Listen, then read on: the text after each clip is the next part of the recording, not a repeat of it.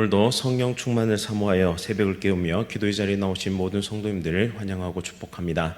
우리의 삶을 지키시고 인도하시는 하나님, 오늘도 우리를 기도의 자리로 나와 하나님께 기도하게 하시니 참으로 감사드립니다. 우리의 힘과 능력으로는 도무지 헤쳐나갈 수 없는 인생의 문제들 앞에서 항상 힘과 용기를 더해 주셔서 다시 믿음의 경주를 달려가게 하시니 참으로 감사드립니다. 이해되지 않을지라도 우리의 걸음을 인도하시는 하나님을 바라보며 포기하지 말고 믿음의 길을 잘 달려가는 우리 모두 될 수 있도록 인도하여 주옵소서. 담임 목사님과 사모님의 건강 지키시며 목회 사역 가운데 큰 힘과 능력 부어 주옵소서. 자녀들의 앞길을 선하게 인도하여 주옵소서. 원로 목사님과 사모님 건강 지키시며 날마다 행복과 기쁨과 평안이 넘치는 삶 되게 하여 주옵소서. 특별히 병환으로 고통 중에 있는 성도들을 속히 고쳐주시고 속히 회복되게 하옵소서. 인생의 여러 문제 앞에서 간절히 기도하는 성도들의 기도에 신실하게 응답하시고 오늘도 새 힘과 새 용기를 부어 주옵소서. 9월 6일부터 8일까지 부흥회를 기도로 잘 준비하게 하시고 강사 화종부 목사님을 통해 큰 은혜 누리는 복되고 행복한 부흥회 되게 하옵소서. 조국 대한민국을 지켜주시고 정의와 공의가 회복되는 나라 되게 하옵소서. 위기의 순간마다 이 땅을 지켜내었던 수많은 기도의 용사들처럼 우리도 나라를 위해 기도하며 우리가 맡은 자리에서 빛과 소금의 사명을 다하는 믿음의 백성 다 되게 하옵소서.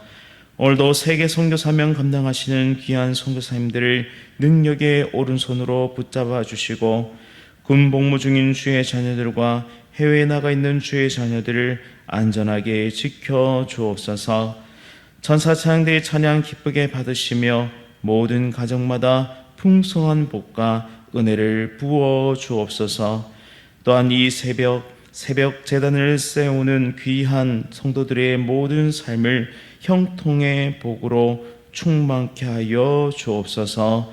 예수 그리스도의 이름으로 간절히 기도드립니다. 아멘. 오늘 하나님께서 우리에게 주시는 말씀은 이사야 29장 15절부터 24절까지의 말씀입니다. 구약 성경 999면에 있습니다. 이사야 29장 15절부터 24절까지의 말씀 한 절씩 교독하실 때 살아계신 하나님의 음성 들으시기 바랍니다. 자기의 계획을 여호와께 깊이 숨기려 하는 자들은 화 있을진저 그들의 일을 어두운 데에서 행하며 이르기를 누가 우리를 보랴 누가 우리를 알랴 하니 너희의 패역함이 심하도다. 토기장이를 어찌 진흙같이 여기겠느냐. 지음을 받은 물건이 어찌 자기를 지은 이에게 대하여 이르기를 그가 나를 짓지 아니하였다 하겠으며 빚음을 받은 물건이 자기를 빚은 이에게 대하여 이르기를 그가 총명이 없다 하겠느냐. 오래지 아니하여 레바논이 기름진 밭으로 변하지 아니하겠으며 기름진 밭이 숲으로 여겨지지 아니하겠느냐. 그날에 못 듣는 사람이 책의 말을 들을 것이며 어둡고 캄캄한 데에서 맹인의 눈이 볼 것이며 겸손한 자에게 여호와로 말미암아 기쁨이 더하겠고 사람 중 가난한 자가 이스라엘의 거룩하신 이로 말미암아 즐거워하리니 이는 강포한 자가 소멸되었으며 오만한 자가 그쳤으며 죄악의 기회를 엿보던 자가 다 끊어졌음이라. 그들은 송사로 사람에게 죄를 씌우며 성문에서 판단하는 자를 올무로 잡듯하며 헛된 일로 의인을 억울하게 하느니라. 그러므로 아브라함을 구속하신 여호와께서 야곱 족속에 대하여 이같이 말씀하시되 야곱이 이제는 부끄러워하지 아니하겠고 그의 얼굴이 이제는 창백해지지 아니할 것이며 그의 자손은 내 손이 그 가운데서 행한 것을 볼 때에 내 이름을 거룩하다 하며 야곱의 거룩한 일을 거룩하다 하며 이스라엘의 하나님을 경외할 것이며 마음이 혼미하던 자들도 총명하게 되며 원망하는 자들도 교훈을 받으리라 하셨느니라. 아멘. 어둠 속에 빛이 되시는 하나님, 어둠 속에 빛이 되시는 하나님이란 제목으로 말씀을 선포하도록 하겠습니다. 우리가 삶을 살아가면 살아갈수록 우리의 뜻대로 되는 것이 참 적다라는 사실을 깨닫게 됩니다. 심지어 어떤 때는 우리의 뜻대로 되는 것이 하나도 없는 것처럼 느껴질 때도 있습니다. 자녀의 문제가 그러하고, 또 사업의 문제가 그러하고, 또한 관계의 문제가 그러합니다. 그럴 때면 우리의 마음이 조급해지고, 또 이 상황을 빨리 해결하기 위해서 이리저리 애쓰는 우리의 모습을 보게 됩니다. 때로는 우리가 하나님의 주권을 잊어버리고 내 뜻과 내 경험, 내 생각대로 이 문제들을 해결하려고 시도하고 있음을 깨닫습니다. 그런데 하나님은 그런 우리를 긍휼히 여기시고 불쌍히 여기십니다. 그리고 우리의 하늘 아버지가 되어주셔서 우리 뜻이 아니라 하나님 아버지의 완벽한 뜻 가운데 우리가 인생을 걸어갈 수 있도록 인도해 주십니다. 우리가 볼 수 없는 것까지 보시며 또 가장 좋은 곳으로, 또한 가장 완전한 것으로 우리의 인생을 빚어가시는 분이 바로 우리의 하늘 아버지이십니다. 그런데 우리는 하나님의 곁을 떠나서 내 뜻대로 문제를 해결하려고 하는 이 노력을 그치기를 멈추지 않습니다. 하나님을 떠난 이스라엘도 마찬가지였는데요. 자기 지혜와 자기 계산으로 이 어려운 상황을 이겨내 보려고 계속적으로 시도합니다. 거기에는 하나님에 대한 신뢰나 믿음은 점점 옅어져 가고 있음을 보게 됩니다. 오히려 강대국을 의지하고 그들이 보유하고 있는 강력한 말들과 그리고 군사력을 의지하려고 합니다. 즉 눈에 보이는 것에 점점 더 집착하기 시작하는 것이죠. 결국 그들의 말로는 어떠했느냐? 평화를 잃어버렸고 주권을 빼앗겼으며 그리고 자유를 박탈당하게 되었습니다. 이사야 29장 15절부터 24절은 하나님을 외면하고 자신의 길을 걷는 이스라엘의 이 어리석음을 지적하면서 그럼에도 불구하고 회복을 약속하시고 또 회복해 하시는 하나님의 은혜를 깨닫게 만들어 줍니다. 우리가 꼭 기억해야 할 것은 뭐냐면 하나님은 자신의 자녀를 절대로 포기하지 않는다라는 것이죠. 징계하시고 벌을 주셔서라도 다시 올바른 길로 돌아오게 만드시는 것이 하나님 아버지이십니다.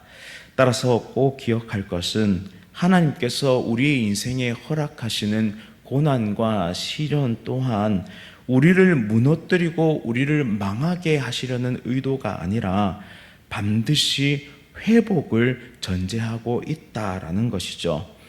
우리 안에 있는 더러운 불순물이 완전히 제거되고 온전한 하나님의 백성으로 빚어져 가기 위한 더 큰 믿음으로 자라가기 위한 과정 가운데 우리가 서 있다라는 사실입니다. 따라서 오늘 이 말씀을 통해 우리 인생에 펼쳐지고 있는 어둠 속에서 하나님께서 보여주시는 그 빛을 발견하는 은혜의 시간 될 수 있기를 간절히 바랍니다. 이사야 29장 15절은 이렇게 말합니다. 자기의 계획을 여호와께 깊이 숨기려 하는 자들은 화 있을진저 그들의 일을 어두운 데에서 행하며 이르기를 누가 우리를 보랴 누가 우리를 알랴 하니라고 말씀합니다. 이스라엘 백성들은 하나님의 눈을 피하려고 어두운 곳에서 자기들의 계획을 세우려 합니다. 또한 열방과 열국 또한 마찬가지입니다. 그들도 마치 하나님이 없는 것처럼 자신의 생각과 자신의 계획대로 그렇게 살아가죠. 마치 하나님이 자신들의 생각과 행위를 알지 못하는 것처럼 착각하기도 하고 애써 그렇게 생각하기도 하는 것입니다. 그런데 중요한 지점은 뭐냐면 하나님은 모든 것을 꿰뚫어 보고 계시다라는 사실이죠. 말을 하고 행동을 하지만 그 마음을 아무리 숨기려 한들 하나님께서는 그 모든 것을 꿰뚫어 보신다라는 사실입니다. 우리의 삶 속에도 이스라엘 백성들과 같은 그런 모습이 있지는 않습니까? 애써 하나님의 눈을 피하고 자신의 뜻대로 결정하고 행동하며 이 문제가 마치 내 능력으로 해결할 수 있는 것처럼 생각하지 않습니까? 내가 하나님보다 더 지혜롭다 여기면서 하나님의 자리에 앉아 있지는 않습니까? 혹은 하나님께서 내가 원하는 것과 다른 것을 말씀하실까봐 기도의 자리도 피하고 말씀의 자리도 피하면서 이리저리 하나님의 낯을 피하는 그런 모습을 하고 있지는 않습니까?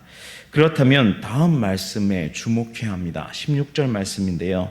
너희의 패역함이 심하도다. 토기장이를 어찌 진흙같이 여기겠느냐. 지음을 받은 물건이 어찌 자기를 지은 이에게 대하여 이르기를 그가 나를 짓지 아니하였다 하겠으며 빚음을 받은 물건이 자기를 빚은 이에게 대하여 이르기를 그가 총명이 없다 하겠느냐. 아멘. 이 말씀은 우리가 철저하게 피조물임을 깨닫게 합니다. 그리고 창조주 하나님과 피조물 인간 사이에는 뛰어넘을 수 없는 큰 간격이 있음을 깨닫게 합니다. 하나님은 토기장이신데요, 우리는 진흙과 같은 존재입니다. 우리는 하나님께서 창조하신 존재로 그분의 손에 의해서 만들어진 존재이죠. 그러나 사람들은 끊임없이 자신들이 하나님보다 더 지혜롭다고 여깁니다. 내 판단과 경험, 지식과 지혜를 여전히 의지하는 것이죠. 이것이 인간이 가지고 있는 어리석음입니다. 나는 얼마나 자주 하나님의 계획을 무시하고 자신의 계획을 앞세웁니까? 무언가를 결정하기 이전에 기도보다 말씀보다 내 생각이 앞설 때는 없었습니까?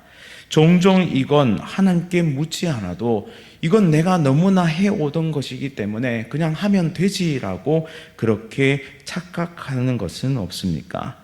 그런데 우리는 겸손하게 하나님은 언제나 오르시며 그분의 계획이 완전하다는 사실을 끊임없이 인정하고 겸손하게 하나님의 뜻을 구해야 한다라는 것입니다. 아무리 작은 것을 결정한다 할지라도, 아무리 작은 것을 행한다 할지라도 반드시 우리에게는 기도가 앞서야 하고 말씀 앞에 청종하는 겸손한 삶이 우리에게 필요하다라는 것이죠. 그것이야말로 하나님의 주권을 인정하는 것, 그리고 그것이야말로 하나님의 온전한 뜻대로 길을 걸어가는 방법이다라는 사실입니다.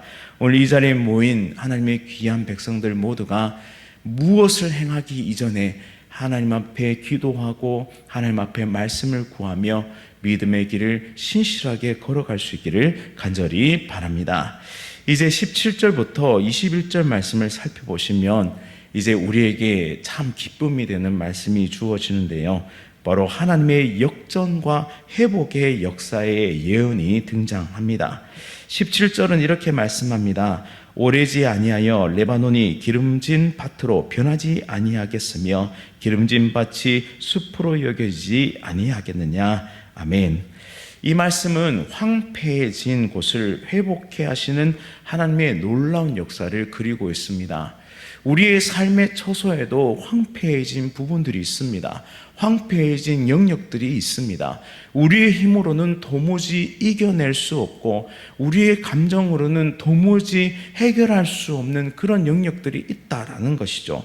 그런데 그때 누가 움직이시느냐? 바로 만군의 여호와 하나님께서 나타나셔서 레바논 땅이 기름진 밭으로 변하게 하시고 황폐해진 성읍들이 다시 하나님을 영광 돌리는 그런 은혜의 성읍으로 변화시켜 주신다라는 것이죠. 우리는 그렇게 생각합니다. 이 질병이 나를 무너뜨려서 더 이상은 일어날 힘이 없어. 이 가난이 나를 무너뜨려서 다시는 일어설 수 없어. 인생의 가장 큰 실패를 경험하고 나서 나는 더 이상 일어날 수 없어 라고 단정지어 생각합니다.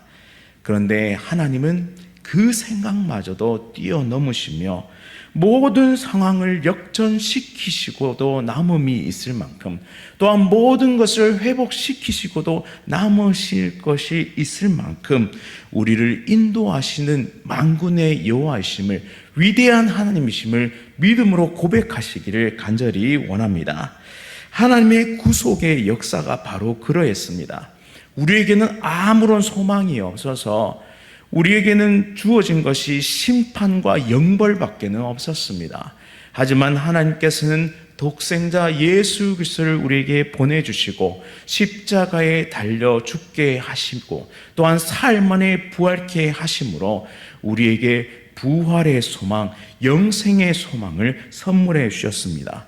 그것만큼 황폐한 것이 복된 곳이 된 그런 증거가 어디 있겠습니까?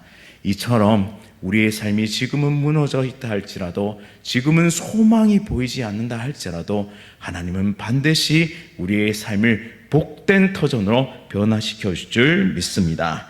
이제 19절에서 겸손한 자에게 여호와로 말미암아 기쁨이 더하겠고 사람 중에 가난한 자가 이스라엘의 거룩하신 이로 말미암아 즐거워할 것이다 라고 말씀합니다.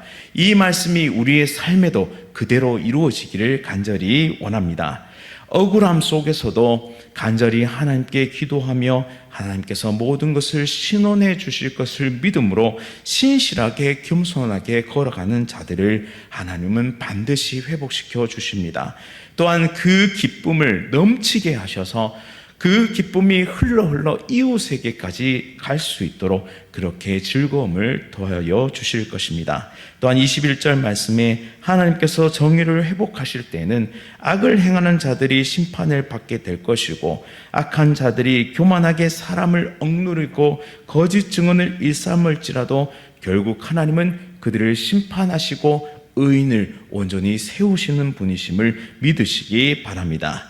이제 마지막으로 22절부터 24절까지의 말씀에는 하나님께서 이스라엘을 회복시키실 때 일어날 영적 각성에 대해서 보여주고 있는데요. 22절은 이렇게 말씀합니다. 그러므로 아브라함을 구속하신 여호와께서 야곱 족속에 대하여 이같이 말씀하시되 야곱이 이제는 부끄러워하지 아니하겠고 그의 얼굴이 이제는 창백해지지 아니할 것이며 아멘. 이 구절은 하나님의 은혜로 인해 회복된 백성의 기쁨과 영적인 자긍심을 보여주는 말씀인데요.